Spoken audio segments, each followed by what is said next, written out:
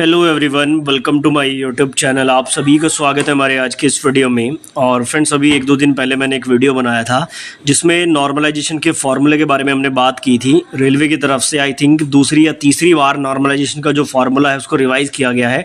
तो ऐसा क्यों है, रेलवे को इस फार्मूले को बार बार रिवाइज़ करने की आवश्यकता क्यों पड़ रही है? क्योंकि इसमें कहीं ना कहीं कुछ एरर ज़रूर है और उस एरर के कारण ही बहुत सारे ऐसे स्टूडेंट हैं जिनकी किस्मत खुली है और 40 नंबर रो मार्क्स लाने पर फाइनल सिलेक्शन उन्हें ग्रुप डी में, इवन एनटीपीसी में भी ऐसा देखने को मिला है कि बहुत कम मार्क्स पर भी स्टूडेंट का फाइनल सिलेक्शन हुआ है। तो आज के इस वीडियो में हम इस फॉर्मूले को पूरा डिस्कस करेंगे कि किसको इससे फ़ायदा मिलता है, इसके क्या नुकसान है, क्या फ़ायदे हैं।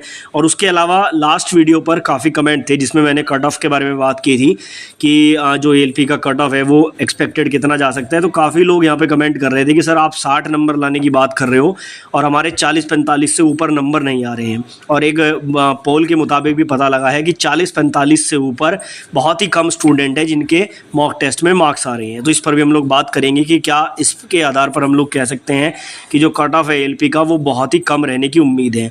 तो वीडियो को बिना स्किप किए एंड तक जरूर देखें और चैनल पर नए हो तो चैनल को अभी सब्सक्राइब करके बेल आइकन को भी प्रेस कर लीजिए। तो देखो, ये जो मॉक टेस्ट में कम मार्क्स आने वाली समस्या है, इसके रिगार्डिंग में एक सॉल्यूशन आपको अभी स्टार्टिंग में बताता हूँ, बाकी डिटेल में भी हम बात करेंगे।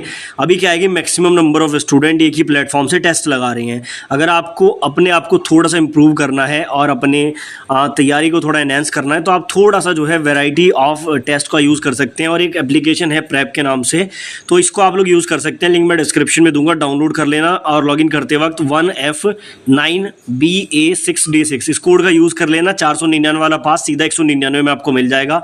LP technician, group D, NTPC सभी के टेस्ट अवेलेबल हैं, क्वालिटी विद क्वांटिटी हैं, सभी के सॉल्यूशंस अवेलेबल हैं। तो एक पर्टिकुलर प्लेटफॉर्म के अलावा आप इस प्लेटफॉर्म पर भी टेस्ट लगा सकते हैं, तो आपको चीज़ें इंप्रूव होती हुई दिखाई देंगी। इसका लिंक मैं डिस्क्रिप्शन में दे रहा हूँ, तो आप वहाँ से जाकर इसको डाउनलोड करके परचेज कर लीजिए।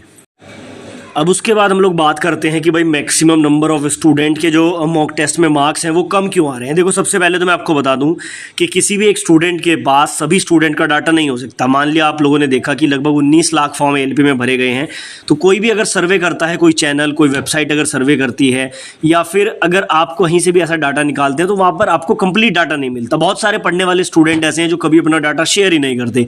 एक कहावत भी है कि मेहनत इतनी खामोशी से करो कि सफलता शोर मचा दे, और इस पर काफ़ी ज़्यादा सीरियस स्टूडेंट जो है यकीन भी करते हैं। तो कभी आपको अगर ऐसा पता लगे कहीं से कि 40-45 ही नंबर आ रहे हैं और आप लोग ये सोच के बैठ रहे कि यार किसी के भी नंबर नहीं बढ़ रहे तो मेरे भी कम है तो कोई दिक्कत नहीं, तो आप गलत फहमी में हो। ठीक है, आपको हमेशा क्या करना है कि आपको इंप्रूवमेंट की तरफ जाना है। अगर आज आपके मॉक टेस्ट में 40-45 आ रहे हैं तो किसी भी तरह से करके उसको 50 तक लेके जाओ। एकदम से आप 60-70 नहीं जा सकते, आपको धीरे धीरे स्टेप रखने होंगे। 40 से 45 पर जाओ, फिर 50 पे जाओ, 55 पे जाओ।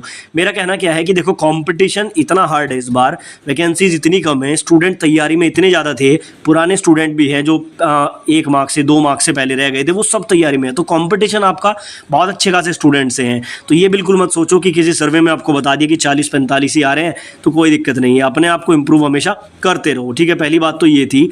दूसरा, यहाँ पर जब आप तैयारी करते हो तो जो आपके मार्क्स होते हैं वो धीरे धीरे इंप्रूव होते हैं। जैसे आपने आज टेस्ट लगाया, उसको एनालाइज करना भी जरूरी होता है। उसको एनालाइज करो कि किस टॉपिक के क्वेश्चन रिपीटेडली आपके गलत हो रहे हैं, इसका मतलब वो टॉपिक आपका वीक है। उस टॉपिक पे काम करो तो आप इंप्रूवमेंट खुद ही देखोगे। तो कुछ इस तरह की स्ट्रैटेजीज होती हैं जो तैयारी करते हुए आपको फॉलो करनी होती हैं। ये खुद की मेरी प्रैक्टिकल स्ट्रैटेजीज हैं। जब मैं तैयारी कर रहा था, मैंने 2017 से तैयारी स्टार्ट की थी। 18 में मैं बहुत जगह सफल नहीं हो पाया, लेकिन फाइनली 19 में सफलता मिली। तो वो इसी तरह से मिली क्योंकि चीज़ों को इंप्रूव करना आपको जरूर पड़ेगा। ठीक है, इस टॉपिक पर मैं एक सेपरेट वीडियो भी बनाऊंगा, लेकिन अभी आप समझ लो कि ये 40-45 वाला जो सर्वे है इसके चक्कर में आप लोग बिल्कुल मत पड़ो। अब आते हैं अपने दूसरे पॉइंट पर। दूसरा हमारा पॉइंट था ये नॉर्मलाइजेशन का फॉर्मूला। हाल फिलहाल में रेलवे ने इसको फिर से मॉडिफाई किया है। आई थिंक ये तीसरी बार मॉडिफाई हो रहा है। ठीक है, 3rd टाइम इसको मॉडिफाई किया गया। इससे पहले भी ये मॉडिफाई हो चुका है। अब किसी चीज़ को मॉडिफाई क्यों करना पड़ता है? क्योंकि उसके पुराने जो कंसेप्ट है उसमें कोई प्रॉब्लम हो तभी उसको मॉडिफाई करेंगे। तो जो नॉर्मलाइजेशन का सबसे पहला फॉर्मूला था उसमें इतना बड़ा एरर था, आप कह सकते हैं इतनी बड़ी त्रुटि थी कि ग्रुप डी का जब रिजल्ट आया तो 102-105 नंबर स्टूडेंट के आगे 100 में से। ऐसा संभव हो सकता है? एक स्टूडेंट के तो 120 नंबर आ गए 100 में से। अब सवाल उठा कि ऐसा कैसे संभव है। फिर उन्होंने रेलवे की तरफ से तर्क आया कि भाई ये फॉर्मूला इस तरह से डिज़ाइन है कि स्टूडेंट के मार्क्स 100 को क्रॉस कर सकते हैं। लेकिन ये बेतुकी बात है कि 100 में से आपको 120 नंबर आ रहे हैं। सुनने में ये अजीब लगता है लेकिन ऐसा हुआ है। अगर आप 2017-18 वाले स्टूडेंट हो, ग्रुप डी वाले, तो आप लोगों को पता होगा इस बात का। अब फिर इसको रिवाइज़ किया गया, जब आई थिंक 2019 वाला ग्रुप डी हुआ तो इसको थोड़ा सा रिवाइज़ किया गया एनटीपीसी ग्रुप डी में। रिवाइज़ करने के बाद इस फॉर्मूले में कहा कि हमने त्रुटि को हटा दिया, तो त्रुटि वहाँ से सिर्फ यही हटी कि अब 100 में से किसी को 120 नंबर नहीं मिले, 100 में से किसी को 102 नंबर नहीं मिले, सबके जो मार्क्स रहे वो 100 से नीचे रहे। तो ये एरर इन्होंने रिमूव करा वहाँ से। लेकिन ऐसा देखने को मिला कि एक स्टूडेंट के 40 नंबर थे वो सीधा 75 हो गए, एक स्टूडेंट के यहाँ पर 42 नंबर थे वो सीधा 82 हो गए। और मैं आपको बताऊँ, मेरे साथ इंजीनियरिंग में मेरे साथ एक स्टूडेंट था, पढ़ने में बहुत ही एवरेज था, और उसने ग्रुप डी में जब अप्लाई किया और उसके जो मार्क्स हैं आई थिंक उसके 40 या 42 नंबर थे, और नॉर्मलाइज होकर उसके मार्क्स 95 हो गए थे, और उसने ज्वाइन कर लिया था 2018 वाली में ही। तो ऐसा प्रैक्टिकल मैंने अपनी आंखों से देखा भी है। इस फॉर्मूले में एरर तो कहीं ना कहीं जरूर है, किस तरह से ये लोग जो है फॉर्मूले से काम करते हैं। अब इस फॉर्मूले का फायदा भी काफ़ी लोगों को मिलता है। बहुत सारे स्टूडेंट को 40 नंबर आए, सिलेक्शन हो गया, 95 हो गए। अब ये काम कैसे करता है? देखो, ऐसा होता है कि जब मल्टीपल शिफ्ट होती है, मान लो एक दिन में 3 शिफ्ट हो रही हैं और आपका 20 दिन एग्जाम चल रहा है, ठीक है, 20 या 60 शिफ्ट हो गई। अब ये 60 शिफ्ट में जो पेपर आएगा उसका लेवल एक तो बिल्कुल नहीं होगा। हो सकता है किसी में इजी क्वेश्चन आ जाए, किसी में थोड़ा डिफिकल्ट आ जाए, किसी में एवरेज आ जाए।